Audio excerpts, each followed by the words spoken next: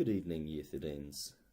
Here today I'd like to look at differentiability, which is basically asking the question, can a function be differentiated? So I've got a couple of examples here that we'll go through. So this first example here, we're looking at the function y equals the absolute value of x.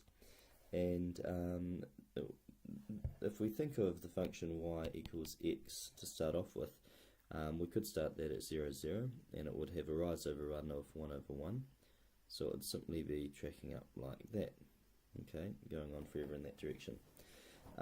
If we think about the absolute value of x, that just means that any positive values are measured as positive, and any negative values are also measured as positive. So that means that on the negative side of the x-axis, it would still be going up positively, okay? Now, our question is, really, is this graph differentiable or not? And to answer that question, we're going to think about what this function differentiates to.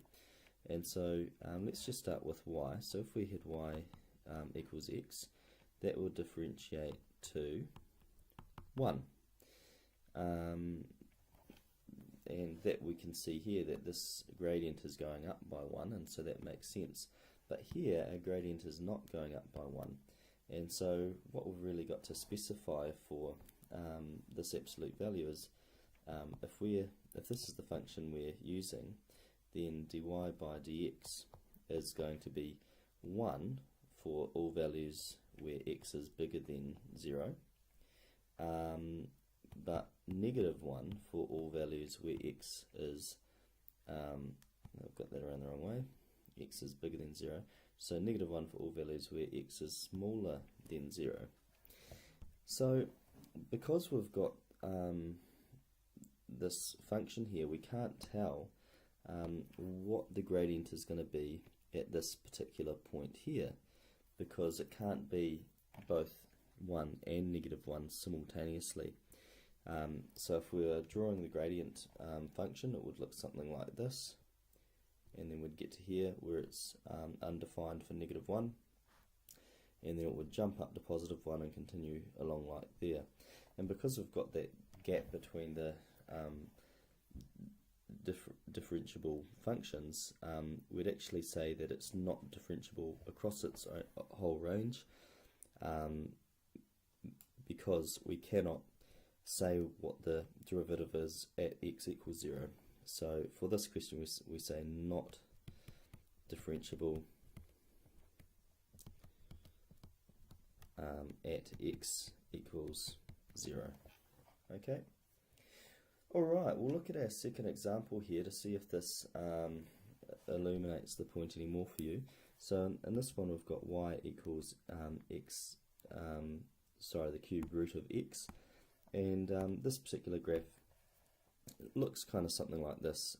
Coming in this way, it approaches 0, and then we basically have a rotated image on the other side. Okay, so that's y equals cube root of x. And so let's think about the derivative here. So for this one, well, let's rewrite y as x to the power of 1/3, because that's what the cube root means. And so dy by dx would be 1 over 3 times x to the negative 2 over 3. So we're taking 1 off the power and timesing by the odd power. And so just rearranging it in a slightly different way, that would be 2 over 3 x to the power of 2 over 3, sorry, that should be 1 over 3 there.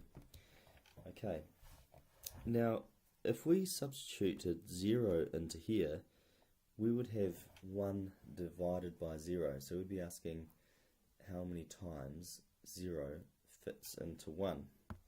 And so if we consult our calculator here, if we kind of have a brain freeze, we can see that it gets an error. It's an undefined idea.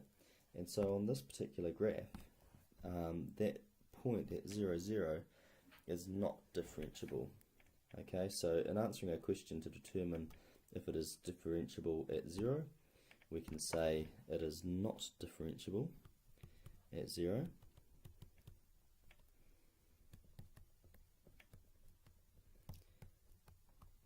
Okay, since we'll say since f dash of 0 equals 1 over 3 times 0 to the power of 2 over 3, which is undefined.